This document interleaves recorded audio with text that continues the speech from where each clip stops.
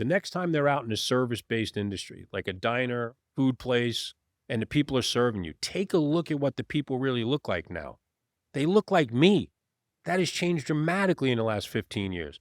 People never went to bed dreaming of divorce, sickness, job transfers that didn't work out, but it happens, and now you're 75 years old and you're working in a diner because you need the money, because you didn't do anything to prepare yourself. You thought the government was going to take care of you. You thought the pension would be there. You relied on too many other people who weren't looking out for your best interest. You have to take sole responsibility for yourself. You're the CEO of yourself. And if you don't think that way early in life, it can cost you tremendously.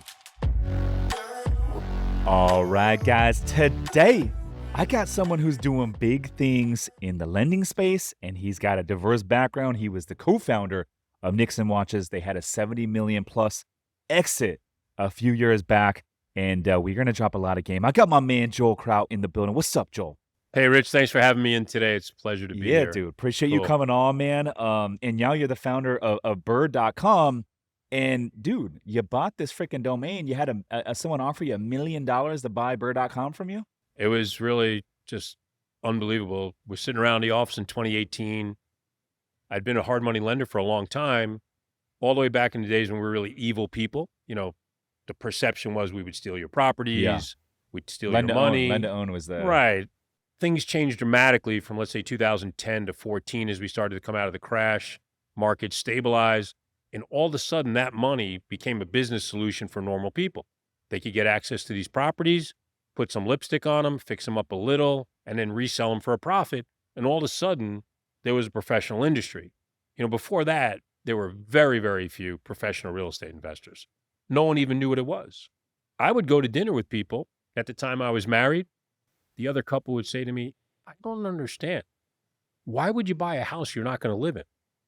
And no one would sell you a house at a discount. That doesn't sound even feasible. I don't believe you. So you wouldn't fight with them, obviously. You're at dinner. But it showed you how different it is today, where that kind of information is just viral. It's everywhere. Guys like you and me are around the internet talking about it, meeting people everywhere, and people are just thrilled and excited to change their lives with it.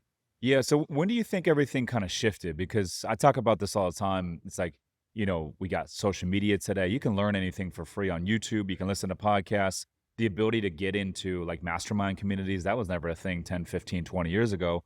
And so I tell people all the time on this show, I'm like, guys, like this is the best time ever to be alive and to learn something new and to get into business or real estate investing, because the information is no longer the secret. The information's out there. But you're saying 20 years ago, this was not the case. I grew up in a very different environment. You know, I grew up in Jamaica, Queens. The times are obviously very different. Unfortunately, there was a lot of hatred, you know, black, white, etc. So the game has changed dramatically. No matter where you go, everyone has the same official tool. There is no opportunity anymore to hide behind a lot of these experiences. You didn't grow up right. You didn't have those opportunities. You weren't with the silver spoon. It's all nonsense. And why do I say that? Because everyone has the same $99 a month tool that enables you to go to Harvard Business School. Because if you take out your phone, and everybody, no matter where I travel, and I go to some tough zip codes, has one. Somebody pays for it somehow. They get it paid for every month. And in there, all the information that they're studying in all the Ivy League schools is freely available to you. Not freely, but $99 per month. And if you are going to sit there and just scroll, you deserve the result. But if you take that and you start to learn things, just to your point, right? You're not paying more money to be on YouTube to watch and learn. You're not paying more money to go into some of these masterminds sometimes, right? They have free communities and get started. Guys like us have them on school. It is an unbelievable time and opportunity to change your life quickly. 100%. Incredibly quick. 100%. It would have taken me decades, and now you can do things in 3-4 months, and your life is different. Because I think about when my parents grew up, and my parents were born in the 40s. They're in their 80s right now. And, you know, there's a little bit of a gap in terms of like how they grew up and how this time is today. Back then, it was very hard to get information. You know, you think about getting information back then, is like, I don't know how you did it. You had no internet.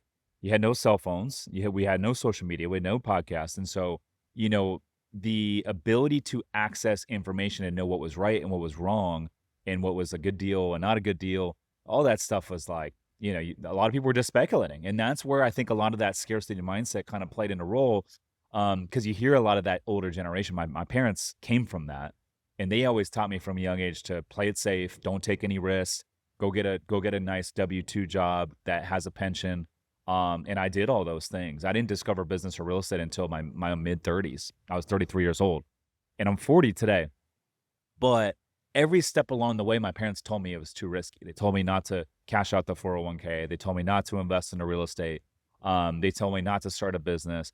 And it was not because they really didn't want me to do it. It was really just because they love me, and they that's how they were grew up. That they didn't know, they didn't have access to the information that we do today. And so in today's age, it's because of the information, we have the ability to actually take calculated risk with a lot better certainty if things are going to work out or not.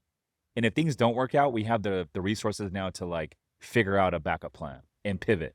Well, I think one of the things that you touched on, which is really important, older people like myself and older have grown up in that scarcity mentality and the fear, right?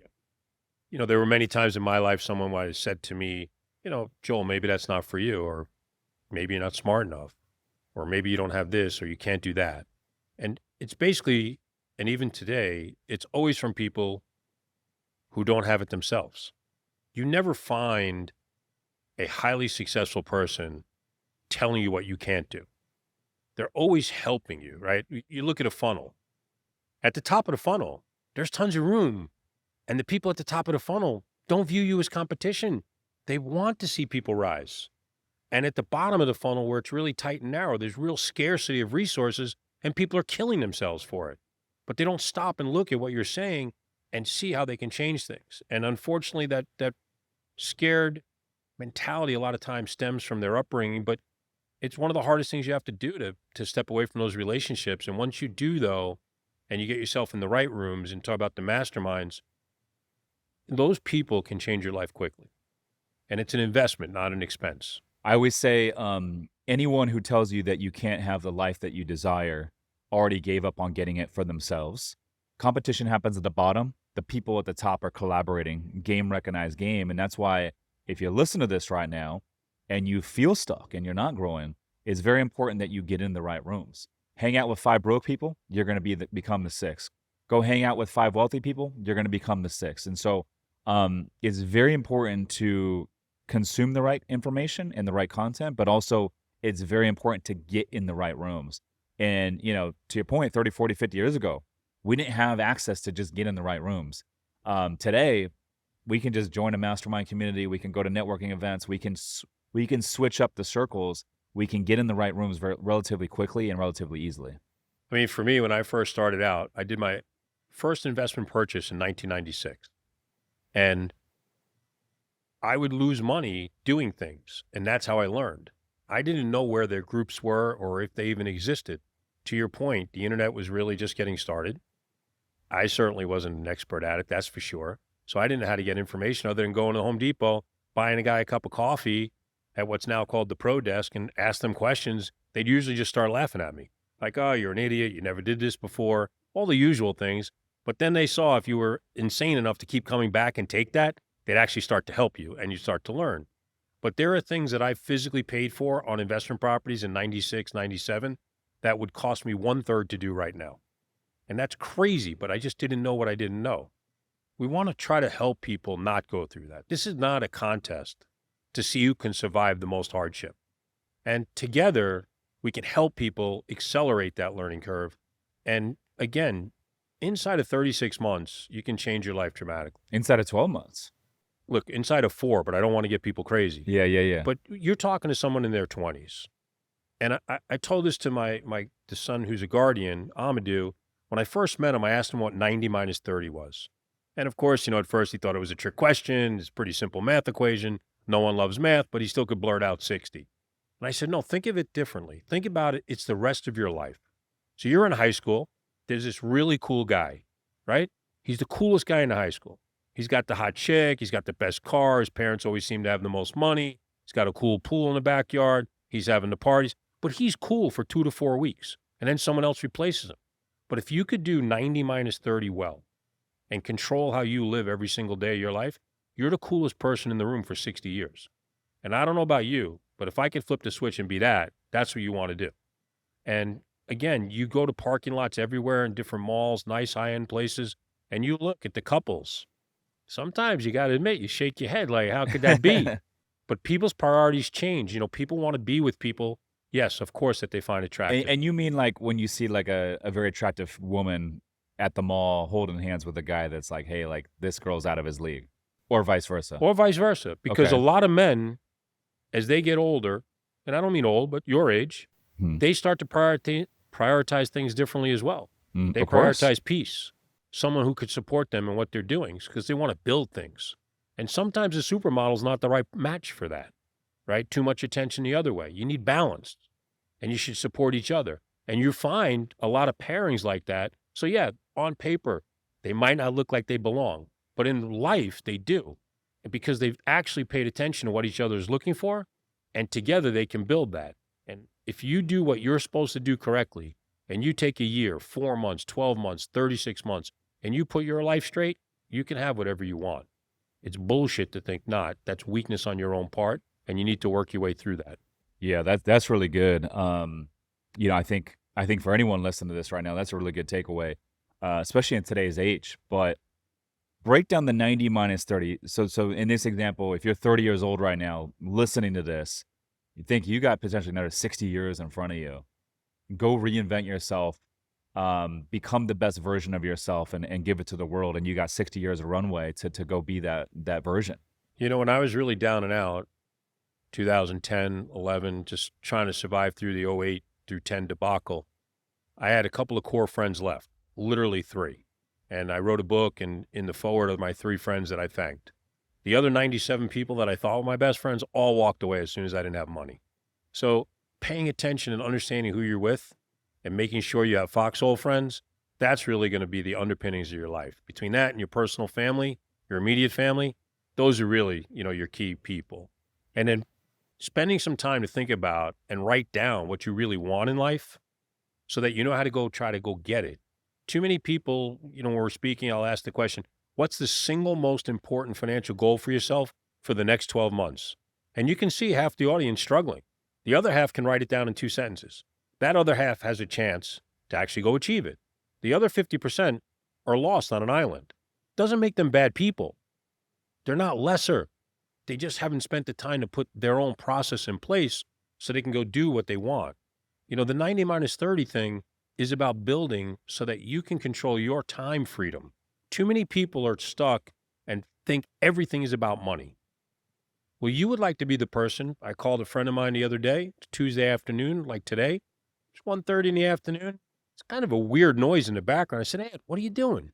Oh, I'm out for a walk with my wife. It's the middle of the business day. Think about that. He's out for a walk with his wife at 1:30 on a Tuesday, not concerned with the phone, not freaking out, hyperventilating over emails coming in, right? And he's not worried about how he's going to pay his bills. He has set that up. And he has a wife who supported him in that. And together they're ride and die together. Like, that's what you want to build. And if you're not thinking about that when you're 27 and 24 and 30 and 35, you're out of your mind. Because I would invite anyone, the next time they're out in a service-based industry, like a diner, food place, and the people are serving you, take a look at what the people really look like now. They look like me. That has changed dramatically in the last 15 years. People never went to bed dreaming of divorce, sickness, job transfers that didn't work out. But it happens, and now you're 75 years old and you're working in a diner because you need the money, because you didn't do anything to prepare yourself. You thought the government was going to take care of you. You thought the pension would be there. You relied on too many other people who weren't looking out for your best interests. You have to take sole responsibility for yourself. You're the CEO of yourself. And if you don't think that way early in life, it can cost you tremendously. I spent the vast majority of my time between our regular, career in the real estate lending world, but talking with people about this because it's so important. I don't want to see people wake up at 70 hoping to split the tip cup at Dunkin' Donuts because they need the money. Yeah. I want to go hang out with Rich for 3 hours for socialization Yeah. because it's fun, Mm. because I'm desperate. Yeah. And we want to get that point across to as many people as possible. Hmm. That's crucial. Yeah. Yeah. I did a social media post the other day, and it was a carousel post, and I said,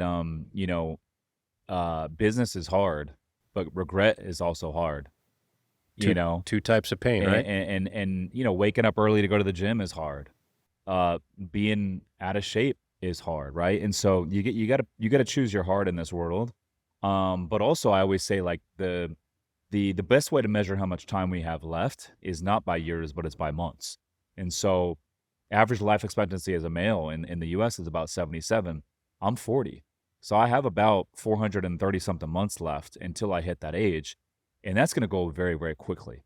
And so, I think whenever I get to a point where it might be tough to take action, or I need a different way to kind of like frame things, I will ask myself, like, hey, how many months do I have? And it makes it a lot easier to take action, bet on yourself when you think of it in that lens, because that is going to go very, very quickly. So Joel, you lost $4.2 million during the 2008 financial crash. What happened there? I was severely over leveraged. I was that cool guy on Instagram that everyone watches now with 0% credit cards and business lines of credit. And a lot of the properties I owned, I had over 100% leverage on. I didn't realize how much exposure I had to two big employers. And when the market slowed down and the recession really, really took hold, they eliminated their third shift. Well, I didn't realize about half of my tenants worked that third shift in these two places. So about 500 people told me, hey, I can't pay the rent. What company was it? Walmart. Okay. And then there's a Price Chopper supermarket chain in upstate New York, Got it. IGA Price Chopper. And, they didn't eliminate slowly. They just shut down the third shift and let everybody go. So people got unemployment, but, you're nervous, you're scared, and you're not going to give that money up so easily. So you're like, hey, Rich, you're a nice guy. We like you, but I'm not going to give you this money. I couldn't even afford to evict people. I was so far behind the eight ball. And the problem is, or the scared situation is, how much money you have. And now it's a math equation, because you're sitting there thinking to yourself every moment while you're driving a car, at home, not telling your family about how long that money's going to last, how many months. And you're talking months. So you'd spent years to build millions of dollars of value and creation, and you thought you had it by the tail, and then they pulled the rug out from under hard. And that was a brutal lesson. I spent about 6 weeks on a couch, 3:00 in the afternoon, pajamas, bowl of cereal. My wife at the time says, listen, you got to go do something. Yeah, you got to figure it out. You know, You sit there and think about it for a little bit, but then you realize pretty quickly, the only thing that's going to help this situation is you got to figure it out. yeah, I like to tell people all the time, it took a little while to understand, but it actually didn't kill me. I know what doesn't kill you makes you stronger to a certain extent, but when you realize it's truly not the end of your life, now you can get your feet back under you and start to move forward. And I never dreamed, that's the truth. And one of the reasons that I do a lot of what I do now is because I feel I have very fortunate. The market started to stabilize in what I understood how to do. And I remember I got one of my friends to put up some money. I was going to flip a house like 2011 or 12. And another guy who knew me and knew what happened called me up. Dude, are you crazy? What are you talking about? It's like, I heard you're going to flip a house. Like, yeah, what's the matter with that? That's what we always did. With the amount of money you lost, you got to flip a house a week. What are you doing? One house. What's that going to do? And for a few years, I worked literally 80 to 100 hours a week. Slow weeks would be 60 to 80. And people would say, oh, you work too much. You do this. Like, you don't really understand the responsibilities. So why don't you worry about what you need to do for yourself? I'm going to do what I need to do for me. And that's okay. Neither person was wrong, but we have to do what we need to do at the time. And in doing so, as I got traction, started building client base, and I really built the client base, I didn't understand the Zig Ziglar thing. That's the truth. I was kind of maybe a Wall Street head still, and I didn't really understand the value of other people well enough. That's the truth. And when I sort of flipped the switch around 2014 and started to worry about what Rich really needed for himself and his business, and if I could help Rich achieve that, then I would eventually get whatever I needed or more. My business changed dramatically. It exploded to the upside. Yeah. We were really fortunate. So Joel, how did you lose the 4.2 million? Is that in equity in the deals that you owned? And what were you owning at the time? I know you mentioned you had tenants. Was this a small multifamily deals? We owned lots of single family, 2 to 4s. The biggest buildings I owned were 12 units each, Okay, and they all went Kaflooey. got it. I had 140 properties. So a lot of tenants went delinquent.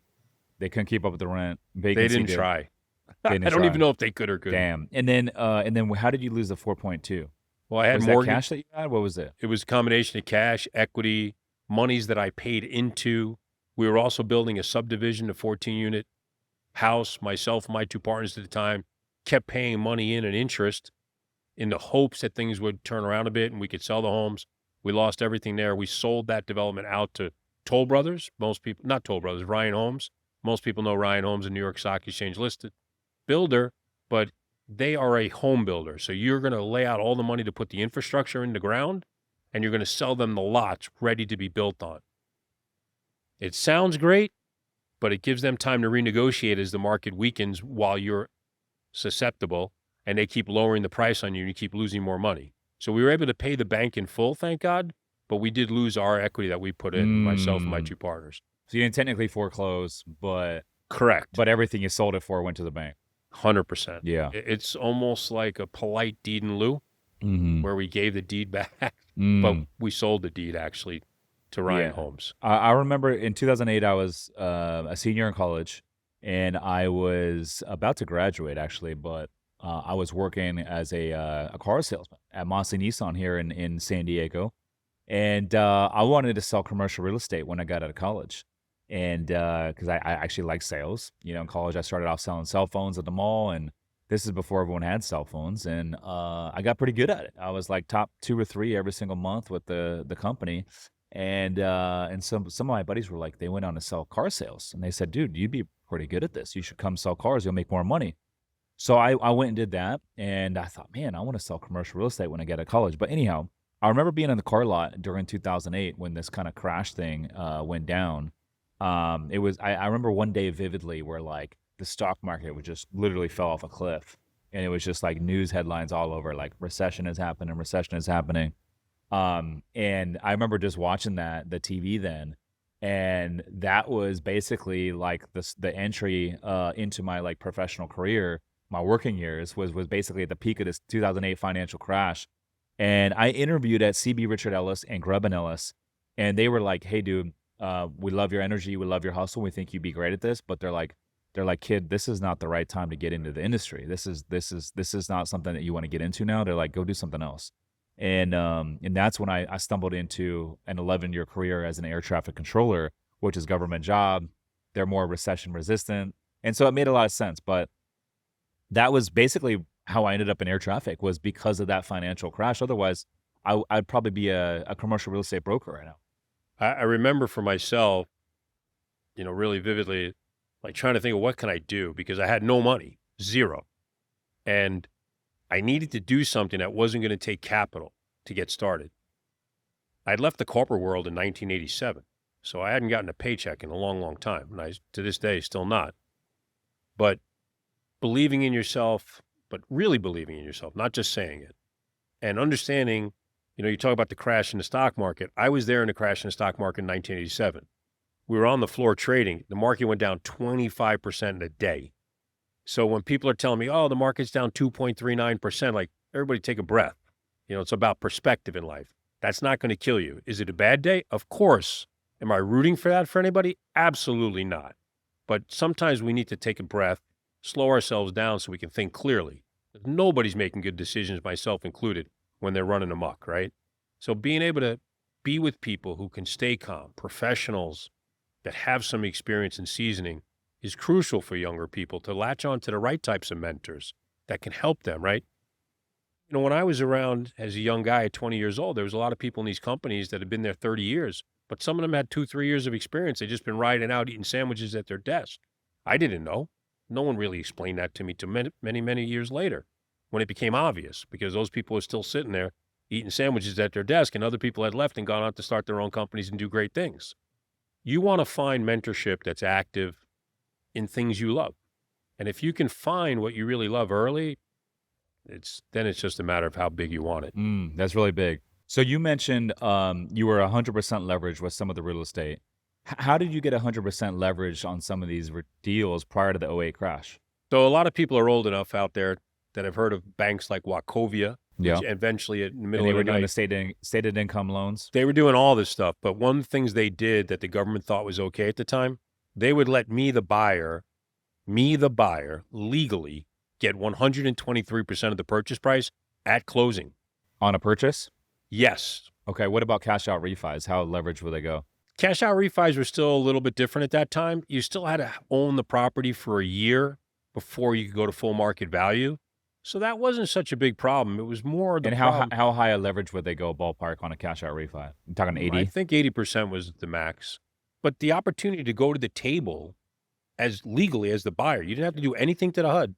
And they would give you all your renovation money up front and walk away with them making the assumption you were going to do that. Say the leverage again, 100 and what? 123%. Damn, that's crazy. So in 1 year, I did 11 transactions. Used to drive my sexy minivan around, knock on the door for sale by owners, buy the property, get mortgages from Wachovia and people like that. And truthfully, I got $259 or $6,000 out at closings that went into my account as good debt, not income. So I didn't do anything wrong with the IRS. It was not income, it was debt. But how I used it, what we used it, I could only imagine the people who really understood the power of what was going on, what level they must have done it to. And then the explosion, you can see, what happened in the accelerants out there. Yeah. I'm curious, what was the thought process back then? Like we're talking '05, '06, '07, this Wachovia bank doing all that. What was and the government was cool with it. What was the thought process back then? Like, I'm just curious, like what was the strategy there from like the government perspective? People that understand money, the capital markets, what was the process? Because, obviously if you're a lender, you got underwriters, you got a credit department, and their job is to analyze risk. They didn't look at that as risky. They definitely looked at it as risky, but you got to follow the money. And even in today's world, you have to follow the money. And what do I mean by that? So you have people who are generating fee income, and you have people whose money it really is. And they're not the same people. So the people generating the fee income, unless they truly have to give back the fee and there's a penalty to them, this will never change. Without that true alignment of interests, you always run the susceptible risk to the system. You're making a ton of money on these fees, giving out these no income, no asset, reverse mortgages that had negative amortization, meaning as time goes by, you actually owe more than you initially took out. Damn. And I can't believe that was a loan product. it's Not just interest only, but negative amortization. I mean, to me, it's immoral. And the people they did it to around the country got cremated. There's a famous story about Indy Mac, which was like the three of us sitting in a garage one day and decided that we're going to do all these non-QM loans. And inside of like 2 years, I think they became the 6th largest mortgage lender in America. They gave out a loan to a migrant worker in California on a $700,000 mortgage who made $14,000 a year. Now, look, I know a lot of people around the country don't love math, but if you make $14,000 a year and someone gives you a $700,000 mortgage, I think we would all agree that that's not going to work out well. The idea was everything was going up in value quickly, and they would refinance that mortgage somewhere else higher, and that would be the problem. And that would be the takeout, and they just collect their points. Correct. And the interest along the way. Doesn't work, obviously, right? But now at the time from '04 to let's call it '07, the market was going up by what, 15, 20% a year? Yes, I would say in most places 10 to 20% a year Because is of normal. because of this financing issue, right? It was So just it's an artificially unbelievable being yes. Inflated. A crazy accelerant. Yeah. Crazy. Just like in the movie Big Short, when the guy's in the strip club and he's talking to the dancer and she owns 5 houses when he thought it was 1. You would meet people everywhere like that. It was crazy. I'm curious. I'm going to pull this up right now while we're talking. I'm curious, what was the median home price in America at the peak before the financial crisis of '08, and what is it today? I'm going to look this up right now as we talk. I'm thinking somewhere closer to $200,000 then, including all the quote rich neighborhoods. And now it's probably triple that. So those numbers have to be insane. What was the peak of the median home price in America prior to the 2008 crash? I mean, I think one of the biggest attractions to the whole real estate market is since they've been marking time since the beginning of the Bible, people have paid for a place to live. They've traded goods, money, unfortunately, people, whatever it was, there was a currency that was paid for a place to live. It hasn't changed. So if you do it wisely, if you manage your leverage, if you understand what you're doing, taking calculated risks as you described earlier, and you plan it correctly, you can survive through the years where you go sideways and down if the cash flow supports the properties. And thus, over the long term, you stand to be a big winner. Warren Buffett, Charlie Munger, two older guys. Charlie's obviously passed away, but they will tell you freely they made like 90% of their personal net worth after 65 years old, just allowing it to grow. Not by any specific thing they did so intelligently at that point, but continually doing it and growing it in something that they loved and believed in. For a lot of people around the country, guys and women you know and meet, myself, people love real estate because it's physical, You can right? look at, like, you can touch it, you can Yeah. feel it, it's tangible. Real people live at these properties. Like the CEO at a party one night isn't wiping me out because he did something that he shouldn't have done, and it went viral off of phones everywhere and killed me. And it's less liquid.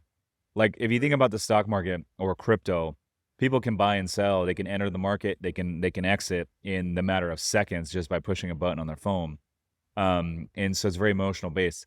Real estate is not as liquid. Some of these assets, some of these commercial properties, it could take a whole year to sell.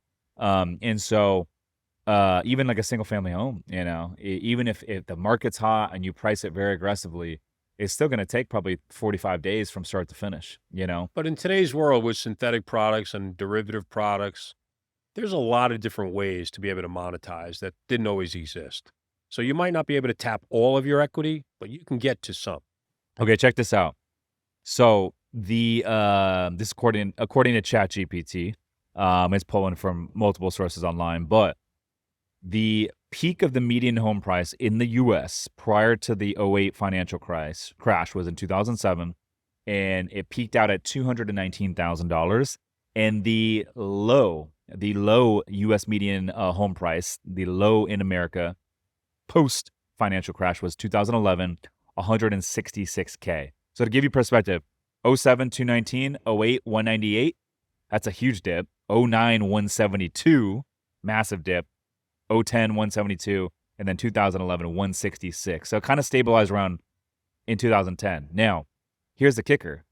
The median home price today in America, 414,000. So it went from 166 in 2011 to $414,000 today, which is kind of interesting. And if you would have told me 48 months ago, prior to all these rate hikes that the Fed did, that the real estate market 4 years later would not be touched after interest rates essentially doubled in the US. Most of these markets, home prices are relatively untouched. Some of these markets have actually gone up. I would have thought you're crazy, but I think it's a testament to how strong the supply and demand fundamentals really are. We got baby boomers living longer. We got millennials, buying houses, starting families. We got Gen Zers moving out of their parents' house for the first time. And then from a supply standpoint, there's no doubt that most markets around the country, we are short on supply in terms of housing units to fulfill the demand. And, new housing starts are down. We had COVID in 2020. Now with the high rate environment, I know a lot of builders have kind of took a pause. So I believe that supply and demand fundamentals is stronger than it's ever been. It's just this rate environment that's a little bit fluky. What are your thoughts there? Well, I think as rates come in a little bit, you know, when you get around 5% again, which we're not that far from anymore, as you start to get there, I think people that are at 3.5, 3.25, and their family grew and it's really time, will start to feel that that spread is not what they want it to be. That's true, but it's now reduced itself from 7.5, 8, where they can now make that move and afford the payment. So I do believe you're right. But the flip side is every time rates tick down, you get this not surge in prices, but prices solidify quickly. And you start to see a few more buyers back out at the houses again. So I don't know that that's a simple solution, just having rates going down. I also feel like rates could go sideways for the next 5, 10 years, plus or minus 50 basis points, and sort of be in a normal channel historically. Yeah, so let's talk about that. So we are now in February of 2026, and it's almost March. Now, we ended 2025 with 3 consecutive rate cuts from the Fed.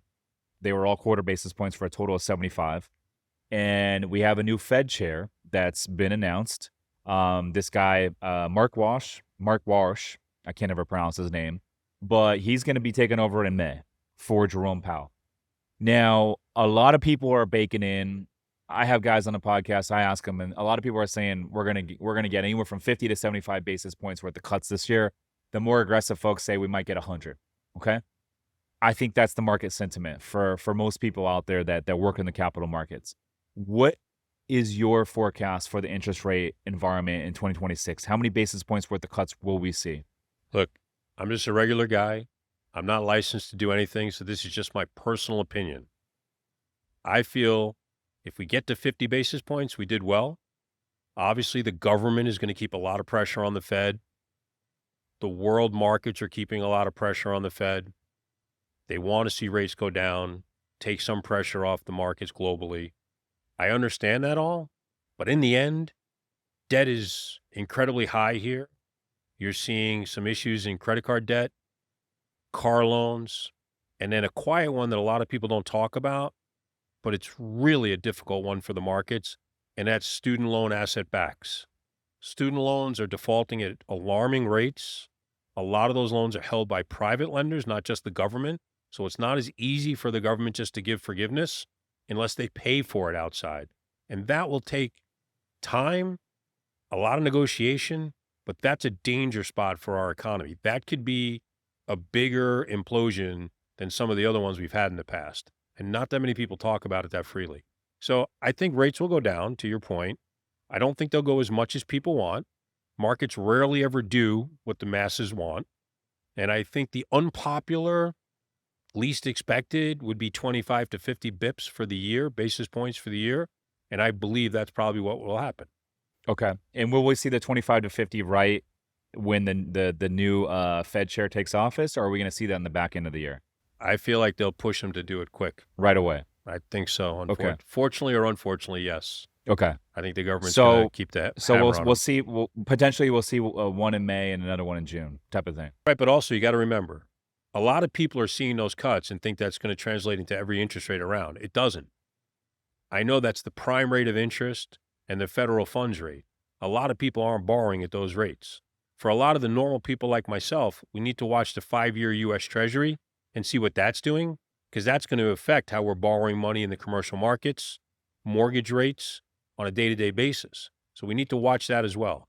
One of the great opportunities, though, in these types of cuts is it reduces the cost of home equity lines of credit.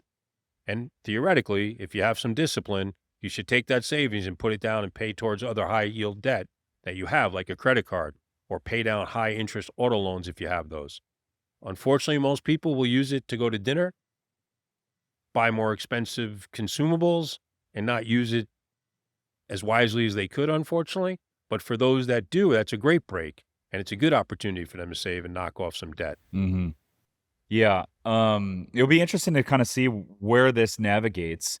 But to your point, with the student loan debt being one of the biggest risks to the economy, how do you see that kind of playing out this year?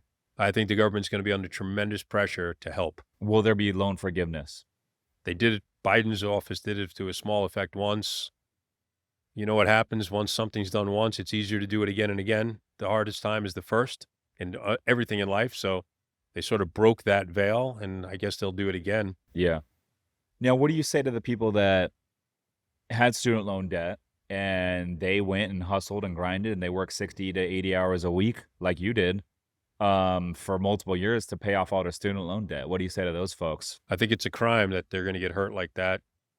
And probably almost no time will be spent on how to remunerate them in any way. Mm. But you have these universities and colleges charging $250,000, $300,000 to go to the schools, and these kids come out with the debt, and they really have no place to go with it. It's an overvalued asset today to have a college degree. I'll tell you what, every single podcast guest I have on is a real estate investor or a business owner. And a lot of these guys, have 8-figure, even 9-figure net worths. And you know what? None of these guys used a degree to get there. I think that's true. They used what they loved Mm-hmm. and then built around it. Mm-hmm. almost no time is spent in university and college on that. That's the type of thing from your losses, frustrations, setbacks that you finally get to in your personal life, hopefully in your 20s and not into your 30s and 40s. If it happens in your 20s, the world is, right there for you. Later, it's still there, but obviously you wish it was 10 years earlier, right? So, to your point, those types of people still have families and they're not putting pressure like we used to do when I was younger on our kids. Got to go to college. You got to do this. You got to get a degree in XYZ. I don't think that pressure exists anymore. Again, that phone, YouTube, the access of information so freely online has changed this dramatically. And for people even my age, if you're not learning how to use ChatGPT and other tools like that and AI tools, you're leaving yourself exposed. And that's a dangerous place to be. Yeah, I say that all the time. If you're a real estate investor or business owner in today's age and you are not using technology, you are not using social media, you are not using AI to your advantage, you're not doing yourself any services or favors, but it's also going to be very, very challenging to compete in the marketplace with others that really are using those things. I'm curious for you. I want to go back a second. You mentioned from the '08 crash, you hustled 60 to 80 hours a week. Sometimes you go 80 to 100 hours a week for many years in order to get back to where you needed to be. And then eventually things turned around again. How many years was it of grinding your ass off in order to get back to where you wanted to be? I would say I started to feel like hope, and I wouldn't say good, but hope, between 2018 and 2019. But then COVID happened and, I wasn't sure what was going to happen. But honestly, I'd never worked harder than I did during COVID. For my industry in the money lending business, after we got through the initial 90-day shock of the markets just freezing and shutting down, it was a phenomenal event. It was unbelievable, truthfully. So we would go, some days from 6 a.m. to 10 p.m., like 5, 6 days a week, people calling just relentlessly how they can get money, how they can access it, getting cash out refis. Remember, rates were 3.5%, 4%. It was crazy for investors. Dude, I did a couple larger deals in 2021 that I still own today. I think 21 was like all-time lowest it ever was. But these are larger multifamily deals. Did Freddie Mac agency debt on it, Freddie floaters, which we ended up getting caught with a few years down the road when the rates doubled. And that's a whole other conversation there. But we still own these assets today. Timber Creek Apartments in Greensboro and the Arbors Townhomes in Greensboro. And both of these assets, we got 2.68 intro financing, and another one we got 2.38 intro financing, 5 years of IO. Like, that's insane. I mean, that's basically free money. Yes. It was below the rate of inflation. I would tell you there was a bank, First Republic. First Republic, sort of like Silicon Valley Bank and a few others, Signature Bank, often geared to the high net wealth communities. A friend of mine actually got a 10-year fixed rate interest only loan against a couple of his properties at 2.625. Damn. 10 years fixed, Damn. interest only. Damn. That is crazy. And people are like, why would you want to borrow the money? You have all this money. To your point, It's free money. he viewed it as free money where he Yeah. could arbitrage it tremendously It's and put it back out. more expensive not to borrow it. 100%. Yeah. We had high net wealth guys that own their personal residence free and clear would call us up and ask how they could get $1 million, $2 million against their residences. I'm like, does your wife know you're making this phone call? Because I want to hear before I help you that she's not going to kill me next time I see her at the barbecue. Crazy opportunity. And they would just arb the money out. They would lend it back out at 12%, 12 and 2, 10 and 2, whatever the number was, and make the difference. And they felt what was the worst thing that was going to happen to them? They'd have to earn money again to pay that down themselves instead of the person they lent it to. And they felt they could afford that risk in their life. So they were doing it. So, Joel, break it down for us, man. What are you doing with BRRRR.com? So for us, it's been an unbelievable journey. I mean, we work with first-time investors, rookies who own a couple of properties. Our largest client owns 15,000 doors. And to be a small part of their journeys and see what they're doing for their families and how they're changing communities, it's amazing, truthfully. I was talking to somebody this morning doing student housing by Seton Hall University in New Jersey, talking about the only types of assets he buys are student housing. Someone else will talk to you about doing co-living differently. Someone else does short-term rental by the shore area.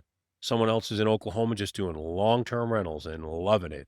And they put away 25, they let them cash flow, they amortize them, they have the tax benefits, they feel comfortable because they understand a single-family house.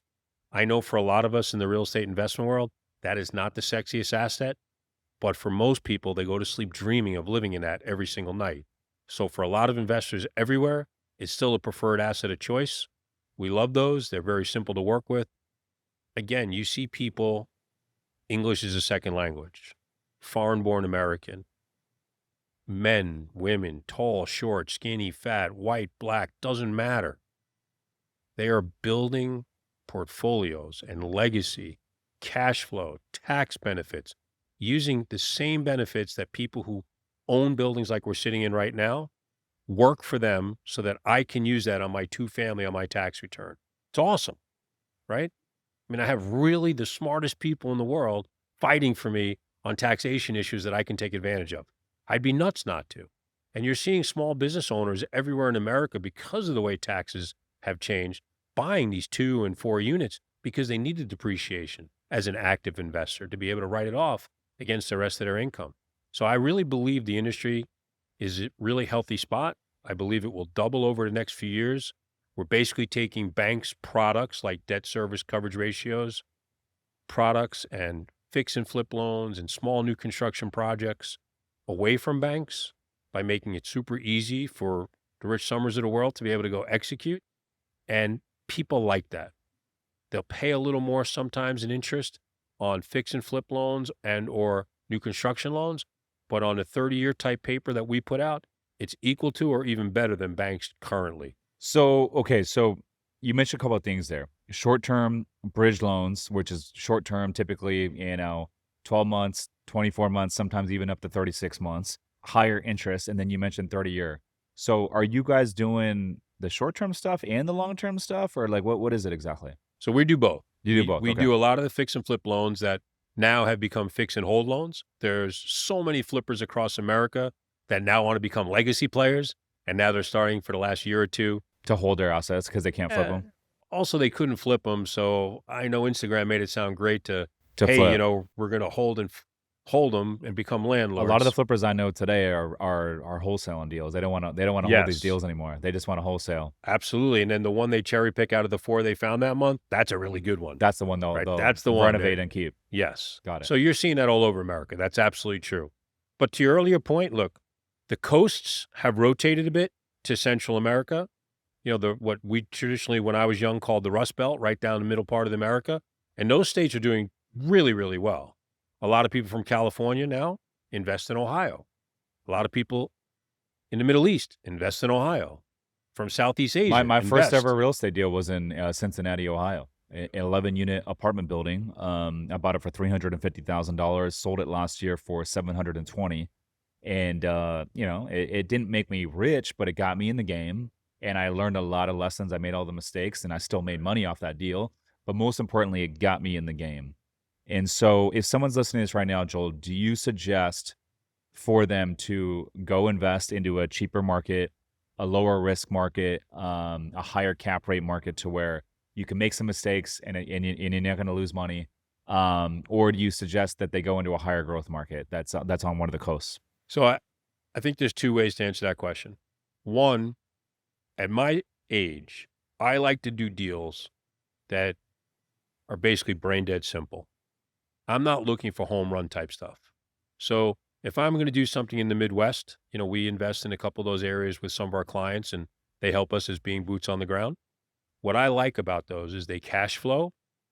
And every night when I go to sleep, I never am afraid I'm going to lose money because I've been through that already. I know what it's like to own that boat anchor and get crushed and have to bring a big check to the table to exit. And I don't want to do that.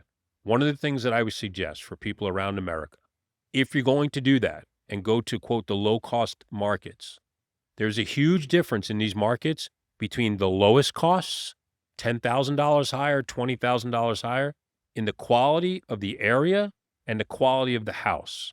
You need to pay attention to that. I know for a lot of young players, regardless of your chronological age, it's your first year in the game, you're going to look to spend the absolute lowest dollars you can, but things are absolute cheap for a reason, and pay attention to that. Be careful of this cap rate thing. In 1 to 4 family world, there is no such thing as a cap rate. You either collect the rents or you do not. Things will trade off of sales prices. So make sure you're buying things that cash flow and make sense.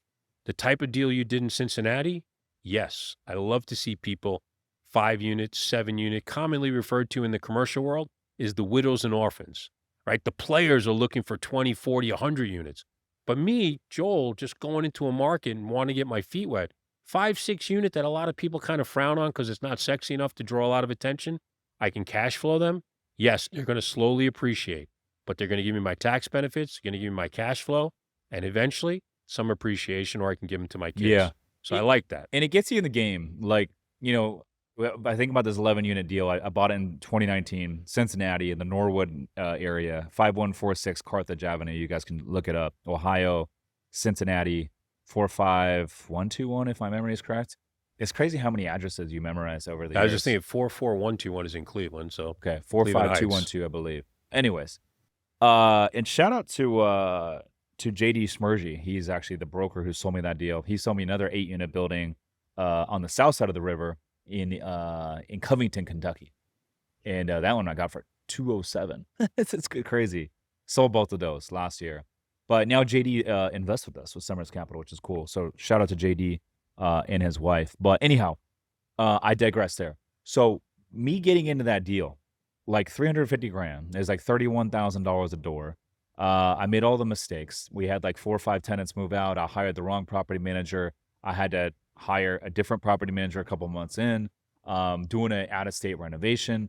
There was all the mistakes and learning lessons made with that deal, but it got me in the game. It got me in the game, and I learned how to manage a property manager. I learned how to renovate when you're out of state, a little bit of project management.